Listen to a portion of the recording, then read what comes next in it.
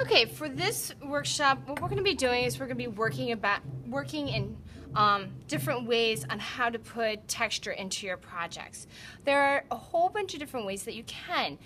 One way that you can easily do is take a regular brush and just, add different lights and darks, okay? Just, taking the brush and just dabbing it, okay?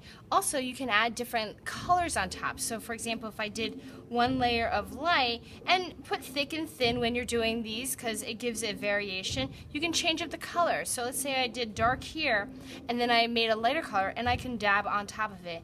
One suggestion is let it dry first before you add on, unless you want that mixture to happen. Sometimes they get a little muddy, so you have to watch out.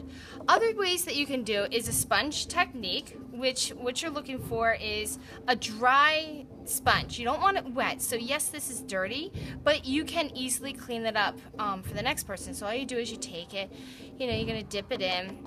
You don't want that much paint on it, and you can create a little bit of texture, okay, which is really neat.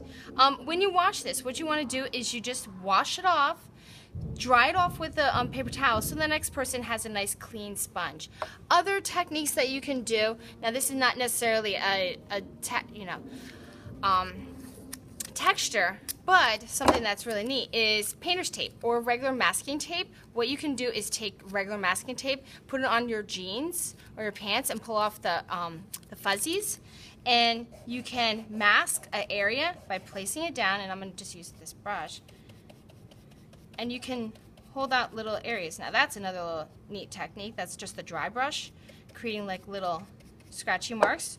When this is dry, okay, or if you didn't put a lot in, when you pull it up, it has a nice straight edge, which is really neat. Some other techniques that you can do is some of these, oh, this one's broken, not a problem, is scraping. You put down paint and you can scrape it. Underpainting is great for this, so you paint an area, let the paint dry, paint on top of it, and scrape it, and you'll get exposed areas underneath. Also, with the toothpicks, you can do the same thing where you paint an area, okay? Let me make a really thick area, right? And you can create designs in it, okay? And this could be for anything. Let's say you're drawing a basket and you want to put the weaving in. You could totally do that, okay? As I said, underpainting is great for this. You paint the bottom and then you put the next layer on top after it's dry, and you can scrape and you'll see that under color there.